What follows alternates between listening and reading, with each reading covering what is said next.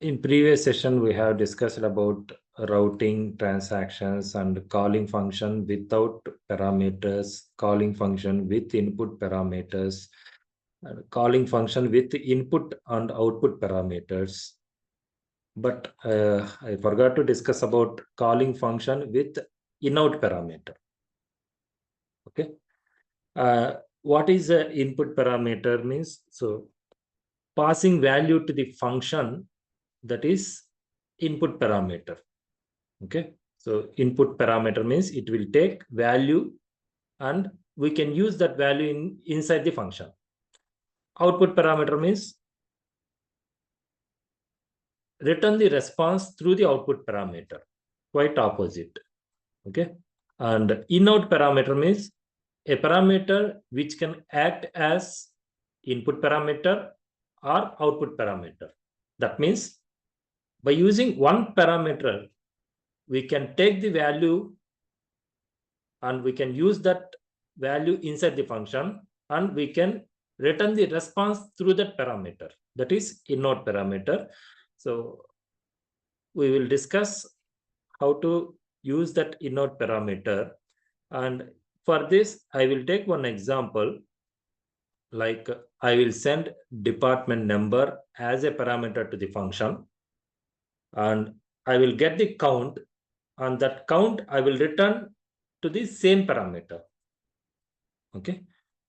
So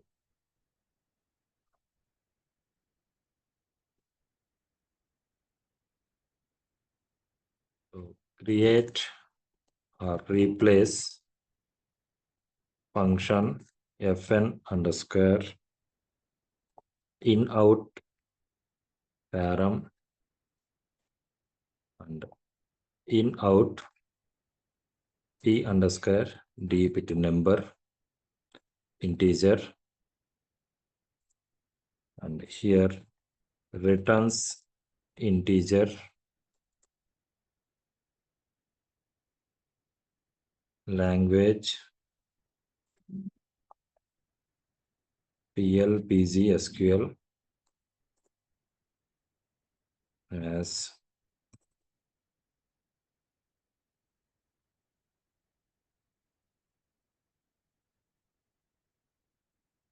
here select from employee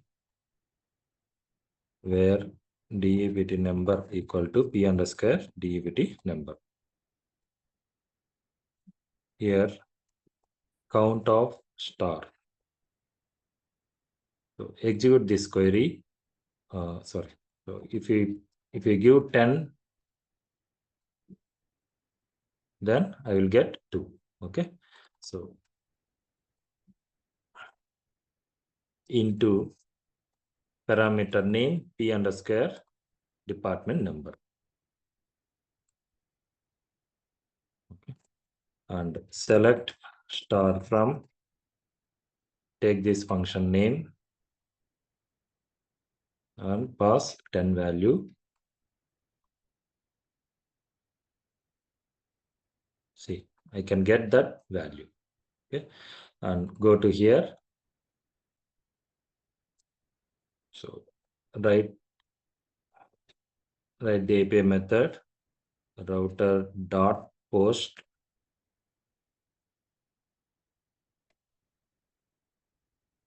fn underscore inout param. You can give any name. Async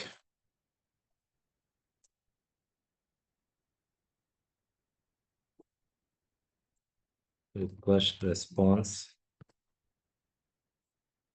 and let body equal to request dot body. Let result. Before that, use try catch blocks.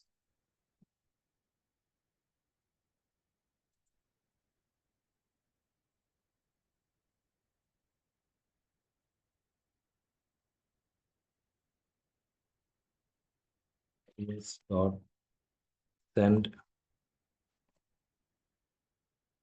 new API response. In catch block, I want to give 400. error dot message. Result equal to await dbpool dot query of, take this,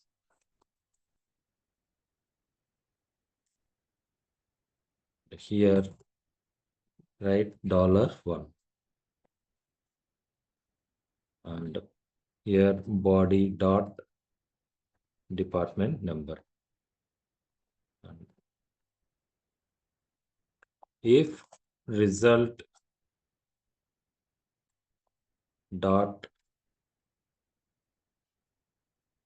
row count, you can write, you can use row count property or rows, okay, greater than 0. So result dot rows means that is array. Result dot row count means that is some value. If it is row count is greater than 0, that means we are getting data from database. Otherwise, you just write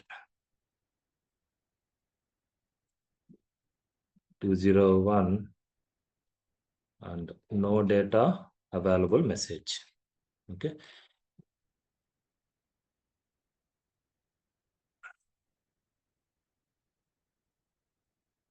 res dot send new API response array and 201 200 success message and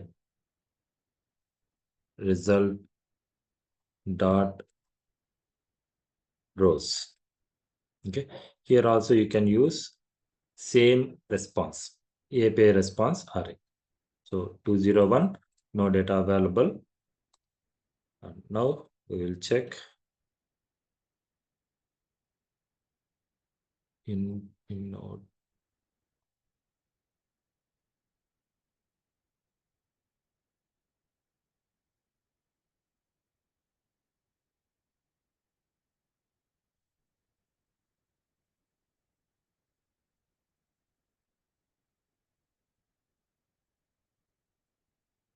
Here I am passing dbt number 10. Before that, just check this employee table. We have 5 records, 2 records for employee department number 10 and 20, 1 record for 30. See. Okay, sorry, I didn't change the API method. So take this API method.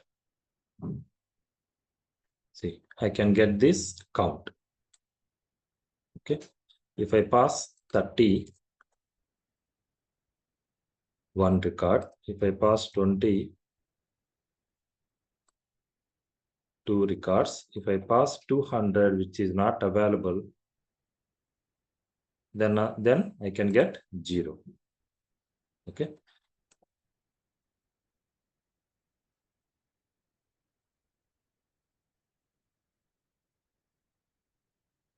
See, if I pass 200 here, see, I am getting response from database 0. Okay. So if we want to display, if the result contains 0 records, if we want to display no data available for 0 records, then you have to write the logic result dot rows dot length greater than 0. Then only I have to get the success message. Otherwise, I have to get no data available. Then you can check.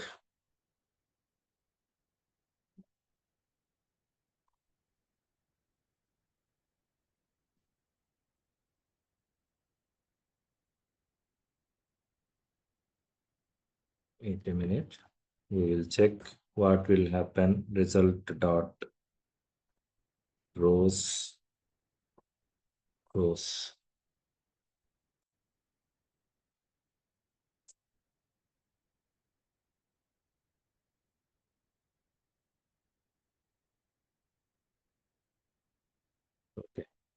P underscore department number. So I'm giving the response. I'm writing the logic rows. So this is array. Okay. Result dot rows, that is array. So I am writing result dot rows of 0 dot P underscore DEPT number. If it is greater than 0, then only I have to give the success message. Otherwise, no data available kind of message.